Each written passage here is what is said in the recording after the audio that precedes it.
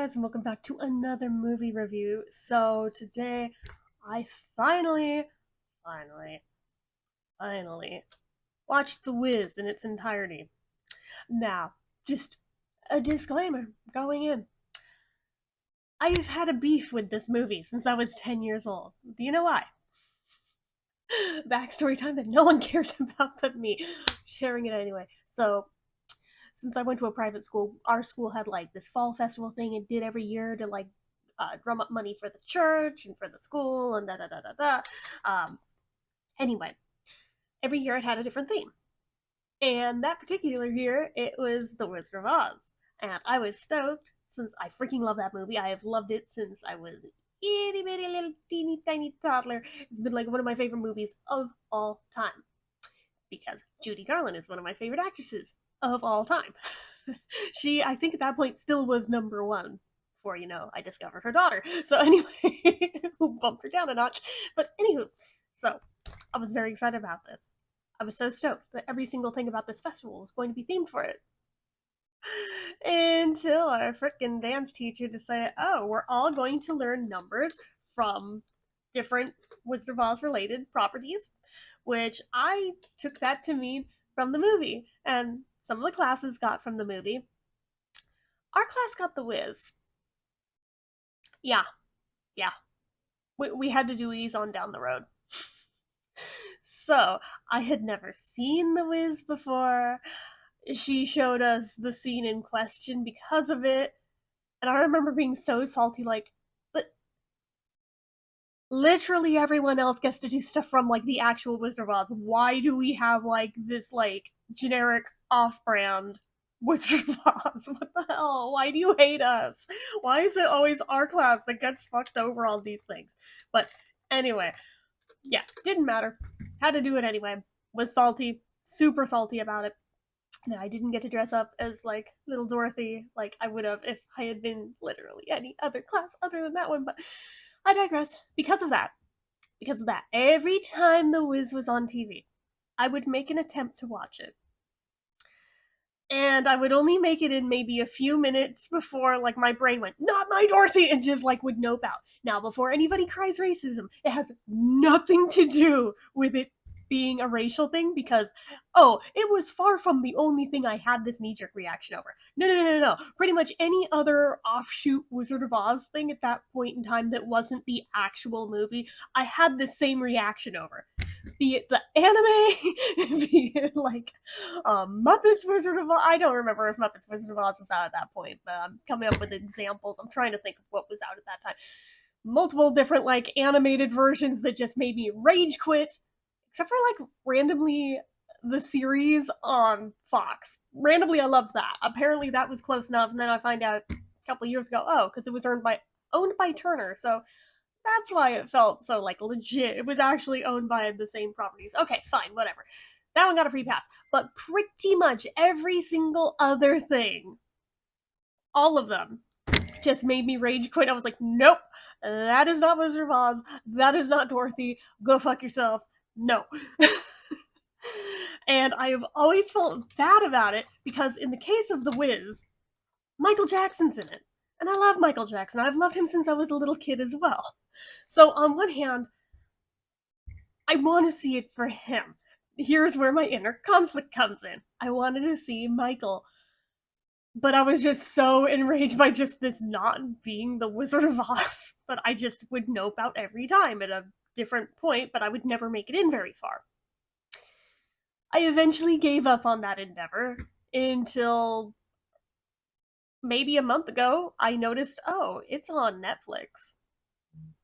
I kind of have no excuse at this point. So, like, should I try again? I feel like I should try again, seeing as I'm a grown ass adult who can process her feelings better at this point, who can acknowledge there are Oz derivative things in the world that don't suck. The Tin Man series, just saying that I still love that one. That's probably my favorite Oz derivative thing that isn't actual Oz that I've ever seen. Anyway, so I popped it on Netflix about a month ago, and I made it about 5 minutes in, noped out again, paused it, just walked away. I left it on the screen. I was like, no, no, no, no, we're gonna do this. We're gonna do this. Fine. Unpaused it. Got to about where Michael makes his intro, but the crows were pissing me off so bad that I like paused it again. Walked away again. Came back, unpaused it, made it to the Tin Man, repaused again. Was like, I freaking can't with this thing. Did this one more time, made it to the lion before I was just like, nope, nope, nope, nope, nope. Now I'm getting Cats vibes. Like, just no, we are not doing this. So I shelved the idea, but I still wanted to give it another shot another day. I was like, maybe I'm just like too ADD for this today. I don't know. So today was the day that I finally sat down and watched it beginning to end for the first time in my entire life. It's only been an almost 30-year endeavor trying to make this happen, but I finally did the thing. And I took notes this time so I can properly give my thoughts and mention specific things about it that I feel are worth mentioning. But yeah, anyway, so first things first. It is not supposed to be a remake of Oz, which would have probably helped my little child brain had I realized it wasn't trying to exactly be it, it's just inspired by, which, okay, there's some more wiggle room granted when it's one of those rather than a true remake. So it opens with, I don't know if it's supposed to be Thanksgiving or if it's another holiday or if it's just a generic family get together. But regardless, it is going on, and we see all the various family members milling in, doing typical family stuff. And Dorothy is kind of the outcast who doesn't get why she doesn't feel the same way everybody else does, and why don't I feel the same connection? Why don't I feel the same joy? And she has like her whole song and every. Well, actually, it's not her song. It's actually Aunt Anne's song. But Dorothy's being all emo, as Dorothy always is in the start of any Wizard of Oz anything. So, gee, I don't know. I resonate with Dorothy, not a clue. Anyway, so first thing, just right off the top of my head, they name drop her age in this. Well, not name drop, it's not a name, but like they drop her age in it. She's supposed to be 24, which is already upped from like the book, already upped from the original film. That's fine, but like if she's supposed to be 24, I am questioning your judgment in who you cast for this role. Because she's supposed to be 24, but she looks about 40, bare minimum. Like, I feel bad being that petty about it, but I was just like, bitch, wait, what? She's supposed to be 24. Like, I know this was like made a while back. Like, people seem to age a lot younger back then, but like, straight up, you are convincing no one she is 24. Just saying. Just saying. Anyway, Lena Horne is randomly Glinda, which is kind of cool to me anyway, because she was like part of like the first all black cast in a movie musical. Props to Vincent Minnelli, just saying. Because that was for Cabin in the Sky. So it feels appropriate that, unless I'm missing something, I think this was like the first all black Oz derivative. So it's kind of fitting that she's in something like that, in my opinion. But she's the Good Witch of the South now instead of North, which that was a choice. That was a choice, and we're going with it. I guess. I guess. Um.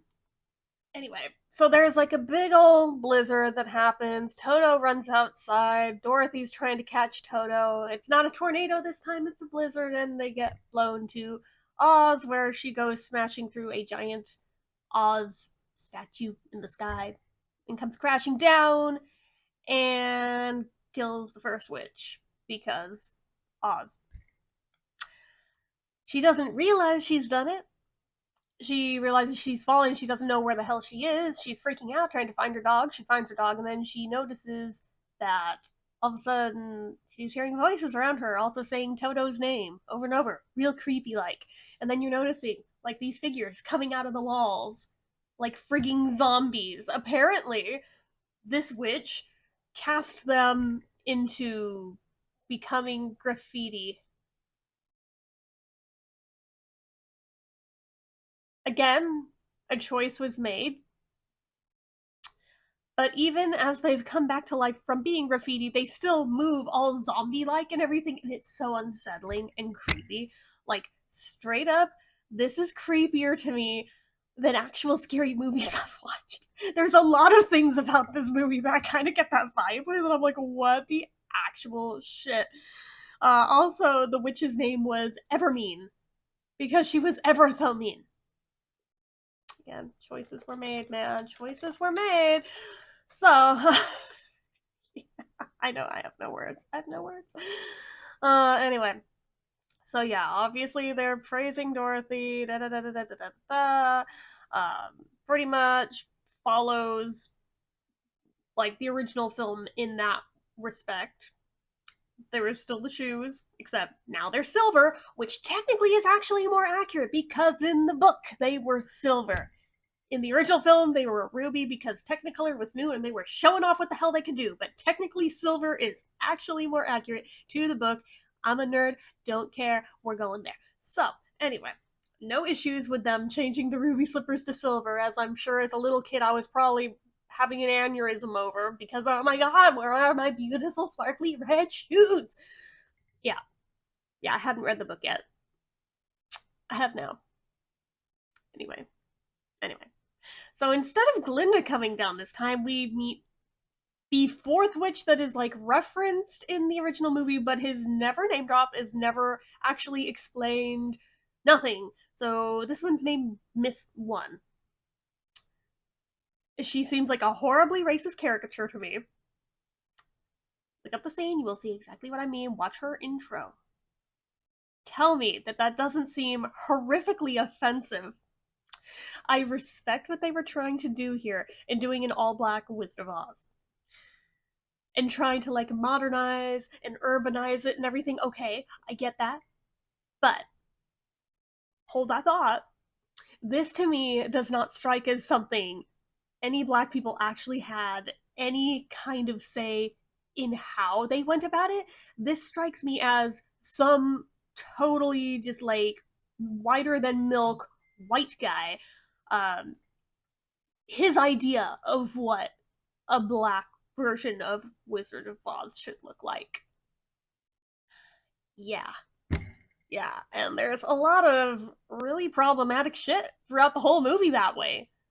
That I'm like, I know that I have no dog in this fight being a white person, but like, straight up, I feel like I would be horribly offended if this were trying to portray my race. Like, I can only imagine how people felt looking at this. Like, maybe back in the day that was chill, but like, by today's standards, viewing it through today's lens, I'm just like, oh my god.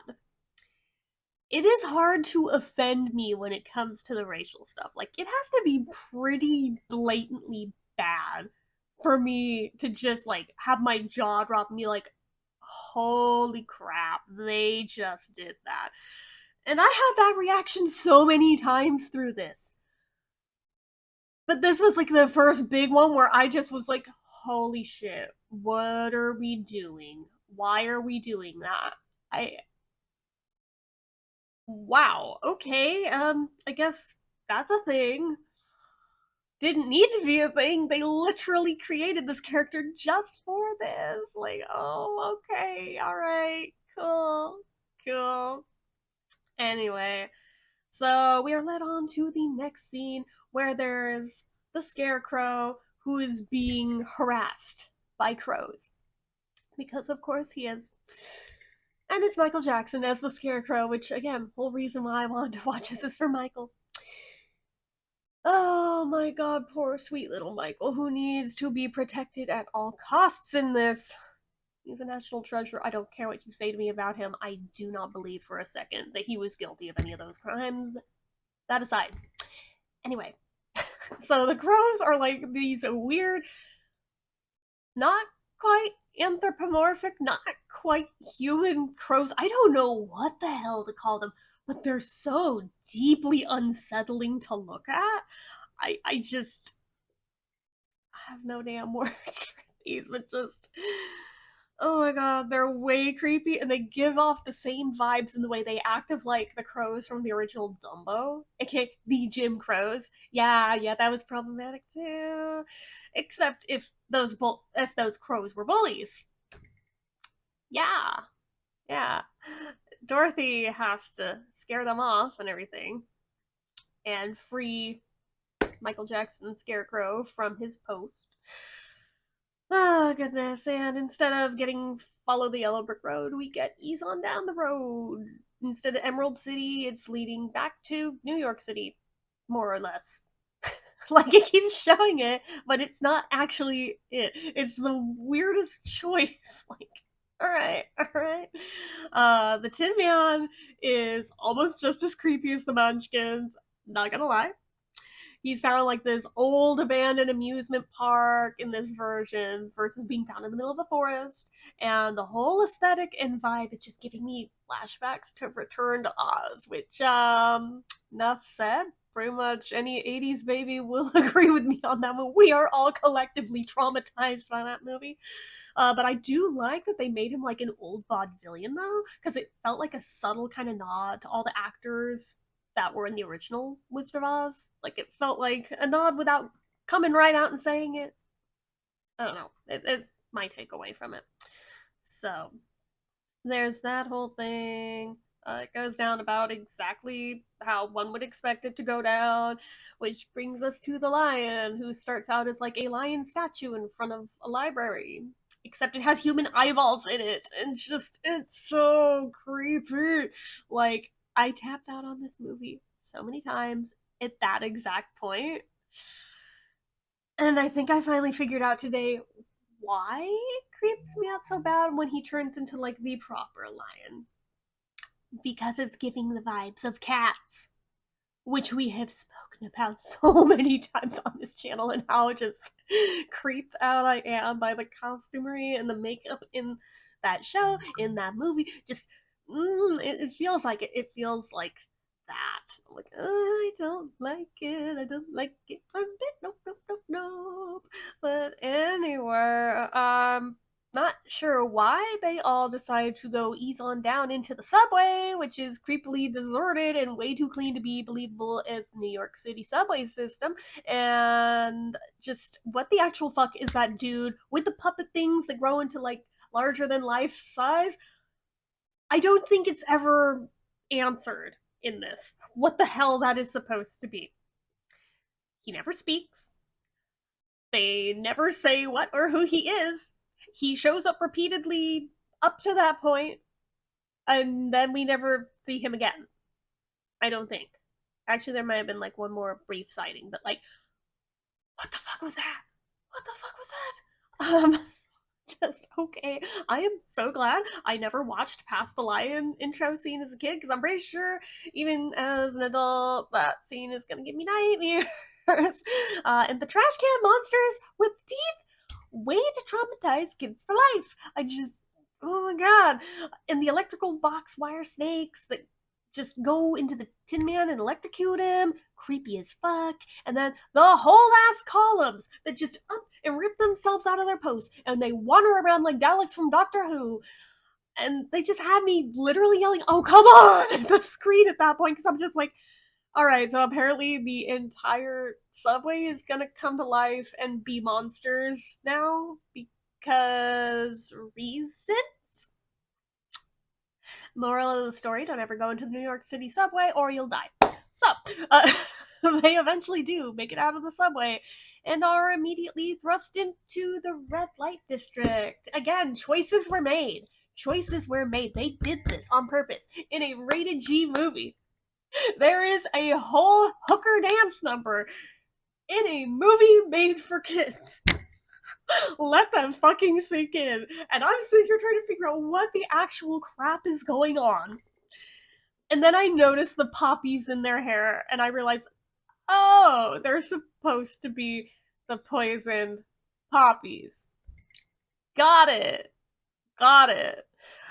They are drugging them with glitter and smoke. There is a lot of things you could just derived from that of what it's supposed to represent, and very well may actually be, given this is a 1978 movie. Yeah. Yeah. No getting saved by Glinda this time either. Tin Man crying wakes them up in this one. Reasons. So, being awoken from the poppies, now they're going to make their way to Emerald City, which is still New York City, still crossing the bridge, and the sun that rises is literally a big apple. But it's not actually New York City, it's Emerald City. Yeah, again, I'm so confused looking at this. Like, I just pick a lane, like pick one and go with it. But they made it so damn confusing the way that they went about this, and I'm not sure why they did that, but they did that. But anyway, I was half expecting Glinda to come out of the apple like all of the bubble in the original movie, but no, that was literally just the sun as an apple. Because New York. Yeah, that.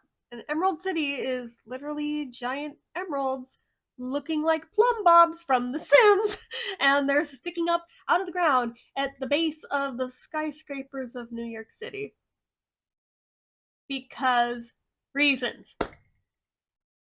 I couldn't make this shit up. Anyway, so instead of having the horse of a different color, now we're in the middle of the Emerald City where there seems to be some kind of non-stop disco, like a rainbow disco, where the wizard arbitrarily will pick a color of the moment, and now everybody is going to be wearing and living that color until he changes his mind again. So, like, it starts as the Emerald City, but, like, within a few minutes, now it's the Ruby City. Now it's the Gold City. Like, what the fuck is happening? Why? What is happening? Oh my god. Also, Richard Pryor is the wizard. Like, just as an aside, let that sink in, because that's a whole vibe. Not sure that's who I would have thought of making be the wizard, but I mean, that there's weirder people you could have used. So, I mean, alright. Alright. It honestly felt like this scene was truly just trying to pad out the runtime of the movie, and it didn't really serve a lot of purpose of anything. Yeah, I don't know. It was very weird, weird vibe. Um, so this version of the Wizard's Head is way more effective at being creepy and intimidating, because it's a giant robotic head. Richard Pryor's head, mind you, it is a giant robotic Richard Pryor head that breathes fire and has glowing spotlight eyes.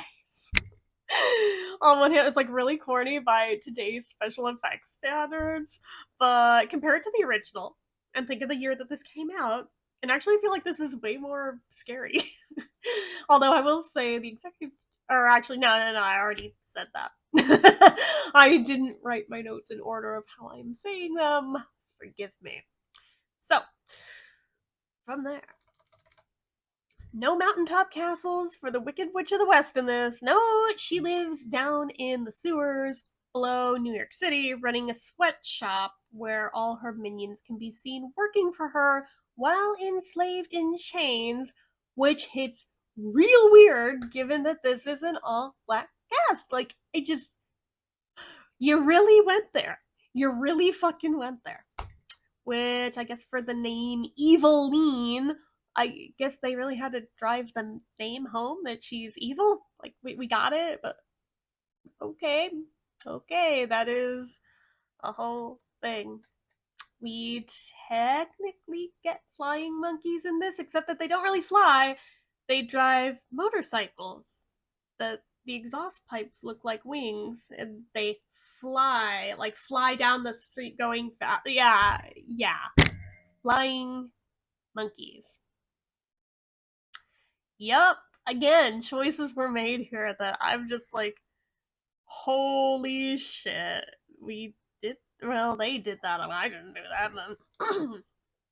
Anyway, so, oh my god. The Wicked Witch is way more evil in this version.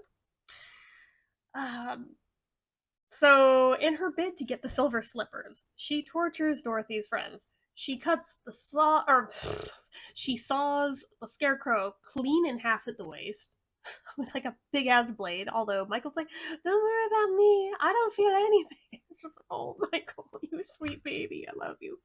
The Tin Man gets put into like a metal press, like one of those squashed pennies that you squash flat, like that with. Yeah, that happens to the Tin Man. The lion gets strung up by his tail and like dangled and like boing boing boing, like yanking on, which has to be horrifically painful for him. And then it gets to Toto, who the witch is threatening to throw into an open fire to make a hot dog. I'm like, oh my god, what the actual shit? Should I have checked does the dog die.com for this?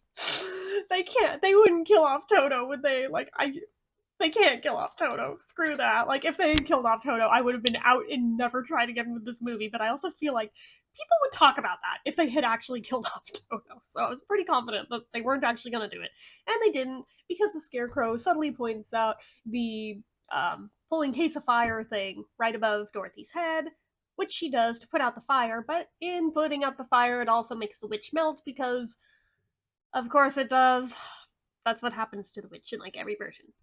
So she melts, but in addition to she melting, all of like the tools of her evil trade also melt, and like all of her minions are slowly like coming out of like their minion costumes that she made them wear while they were enslaved by her. And there's a really awkward and entirely too long dance scene of just all of them dancing in their underwear. Yep, that's a thing. That's a thing. Don't know why that choice was made, but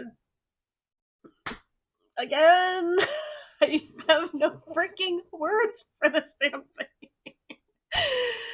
Oh my god. So, when they return to the wizard, they find him hiding in his bed in the middle of what appears to now be just like an abandoned old warehouse versus the foreboding scene that they saw before with like the giant robot head, which is now over on its side and looks broken and like I don't know what the hell happened. Like when the witch died, did that somehow take out his giant robot head? I don't know. But Dorothy quickly finds him and realizes he's a freaking fraud and screams at him, as well she should. And the other three are despairing, realizing that, oh, so our wishes aren't going to be granted after all. At which point, Dorothy points out, but you don't need the fake wizard to do it because you had it all along. All three of you have had this all along. You all proved it. So there's that. Yeah, it turns out that the wizard in this is just like a failed senator from Atlantic City. So cool. um, yeah, that's like a whole thing. And he gives his whole backstory of why he lied about being the wizard because like he got blown there in the same blizzard that Dorothy did, in his hot air balloon, and the Munchkins had never seen a hot air balloon like that before and decided he must be a wizard. And he didn't want to let them down, so he kind of just assumed the role. And he knew damn well Eveline would gladly kill him if she found out that he actually had no powers. So he had to maintain this facade. But yeah, he's totally a fraud in this. Just like every version of the Wizard of Oz ever. But yeah, so now the other three are realizing, but what about you? Now you have no way home. And now Glinda finally freaking shows up after being curiously absent the entire damn time, has like her own song routine, and then Dorothy has the realization, even though I don't think it even explicitly states it in the lyrics of the song, I would have to double check. Like, you mean I could have just clicked my heels 3 times and gone home? Yes! Dick move, Glinda, dick move. But that's true of the original too. But like, anyway. But yeah, so as I'm sitting here making fun of this thing mercilessly the entire damn movie, then the Scarecrow's little speech at the end goes and makes me cry in the last couple minutes. And like, I was doing so well. And then you had to go and make me cry. I'm positive it's only because it was Michael, but anyway. Yeah, he's too sweet and too pure for this world. We didn't deserve him. But anyway, yeah. So clicks her heels, goes home. We see her now braving the snow, bringing Toto back in her house, and that's how it ends. Like there is no whole thing where she realized, and you were there, and you were there. No, none of that happens in this. None of it. It just ends with her just going back in the house. Yeah. So many just perplexing things. So many choices were made with this one that I don't understand why they made these choices, but they did.